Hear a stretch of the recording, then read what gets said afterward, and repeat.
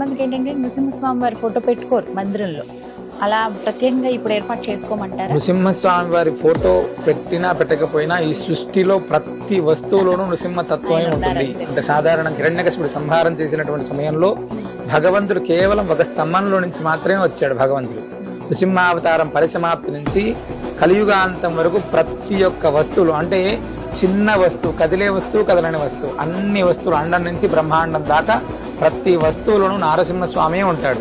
ఆయన్ని మనం ఎక్కడ ఎలా అయినా దర్శించుకోవచ్చు. ఒక పెద్ద స్తంభానికి చిన్న బొట్టు పెట్టి స్వామిని ఆరాధిస్తే అక్కడ నృసింహుడు ఉంటాడు. అంత అద్భుతమైనటువంటిది నృసింహ తత్వం. అంటే మనందరం కూడా ఎవరు చూస్తుంటారో మనల్ని రక్షించడానికంటే నృసింహస్వామియే మనల్ని రక్షిస్తుంటాడు, నృసింహస్వామియే మనల్ని చూస్తుంటాడు.